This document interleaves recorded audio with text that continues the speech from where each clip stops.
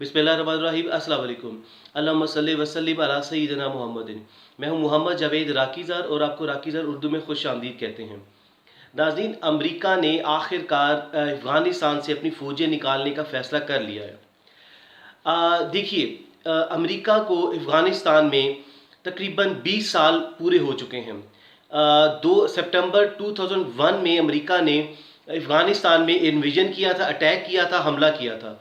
और अब ये सितंबर 11 2021 में अमेरिका ने डिसाइड कर लिया है कि वो अपनी फ़ौजें, ट्रूप्स जो है उसके, जो आर्मी मैन है, वो सब कुछ निकाल कर बाई 11 सितंबर 2021 निकाल कर अपने मुल्क में ले जाएगा। देखिए, ये बेसिकली जो कॉन्ट्रैक्ट था ये 2020 में शुरू में दोहा कतर में अमेरिका और तालिबान के दरमियान एक एग्रीमेंट तय पाया था, जो कि एक पीस एग्रीमेंट हुआ था कि अफ़गानिस्तान में अमन कैसे कायम किया जाए।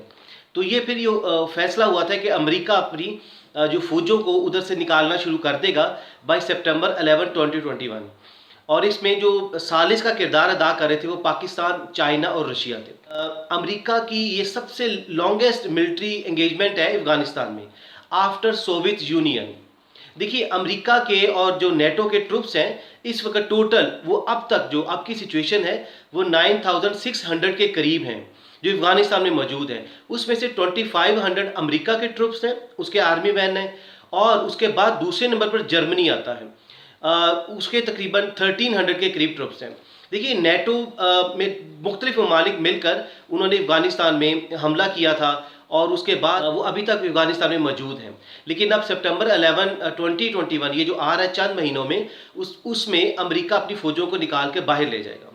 देखिए नाज़रीन, अमेरिका के लिए ये बहुत बड़ी शिकस्त है। इसी तरह रशिया ने 1979 से लेकर 1989 तक 10 साल अफगानिस्तान में हमला किया था, और वो 10 साल रहे थे। और उसके बाद रशिया जब उधर से निकला तो रशिया के 15,000 के करीब फौजी मारे गए। बेसिकली रशिया उस वक्त यूएसएसआर कहलाता था, सोवियत यूनियन। जब ये उधर से निकला 1989 में, उसके बाद इनकी इकॉनमी, इनकी मईशत इस तरह बुरी तरह से तबाह हो चुकी थी कि 1991 में यूएसएसआर के टुकड़े टुकड़े हो गए और 15 रियासतें उसमें से बनी। तो आपको बताने का मकसद ये है कि अब ये वक्त अमेरिका पे आने वाला है कि अमेरिका जब इधर से निकलेगा, अमेरिका की मईशत भी एक तो कोरोना की वजह से, और दूसरी अमेरिका ने तीन जंगों में इराक, शाम और अफगानिस्तान की जंगों में जो उसने बैक वक्त लगाई। सबसे पहले अफगानिस्तान में हमला किया 2001 में, उसके बाद फिर इराक में और फिर शाम में। अमेरिका ने $6 ट्रिलियन खर्च किए हैं। नाज़रीन, इतनी बड़ी अमाउंट है कि अमेरिका की टोटल मईशत $22 ट्रिलियन पे खड़ी है कि अमेरिका ने इतनी बड़ी अमाउंट खर्च कर दी, लेकिन उसके बावजूद अमेरिका को अफगानिस्तान में बुरी शिकस्त हुई। वियतनाम वॉर जो कि 1955 से लेकर 75 तक जारी रही, तकरीबन 19 से 20 साल, लेकिन अमेरिका 1960 के बाद इसमें शामिल हुआ और तकरीबन कोई 10-11 साल के करीब अमेरिका वियतनाम वॉर में रहा। लेकिन अमेरिका को इतनी बुरी शिकस्त हुई कि अमेरिका के तकरीबन 58,000 से ज़्यादा उधर ट्रूप्स मारे गए, उसके सोल्जर्स उधर मारे गए। इतनी बुरी शिकस्त हुई, और अमेरिका ने फिर इस चीज़ को छुपाने के लिए पूरी दुनिया से, कि उसको इस शर्म को छुपाने के लिए अमेरिका फिर रैम्बो पर मूवीज़ बनाता रहा कि किस तरह एक रैम्बो उठता है, अमेरिका का सोल्जर उठता है और वो जाता है वियतनाम में जाता है और पूरी वियतनाम को तबाह करके अपने जो उसके ऑब्जेक्टिव्स हैं वो हासिल करके वापस आ जाता है। तो ये 5th जनरेशन वॉर अमेरिका ने शुरू कर दी पूरी दुनिया को दिखाने के लिए कि अमेरिकी सोल्जर बहुत बहादुर होते हैं। लेकिन पूरी दुनिया ने देख लिया कि अमेरिका के सोल्जर्स वियतनाम में उन्होंने क्या किया, शिकस्त हुई, 58,000 से ज़्यादा सोल्जर मारे गए। अब अफगानिस्तान में 20 साल रहा अमेरिका, लेकिन उसके बावजूद 20 साल रहने के बावजूद अमेरिका अफगानिस्तान में शिकस्त हार गया। और अमेरिका का देखिए डिफेंस बजट क्या है, पूरी दुनिया के मुल्क ममालिक का डिफेंस बजट अगर टोटल किया जाए उससे भी ज़्यादा अमेरिका का डिफेंस बजट है। आप अंदाज़ा लगाइए, अमेरिका का डिफेंस बजट $730 बिलियन से लेकर $750 बिलियन के करीब है। आप अंदाज़ा लगाइए, नंबर 1 है। दूसरे नंबर पर चाइना है जो कि बहुत डिफरेंस के साथ है, $250 बिलियन के करीब है।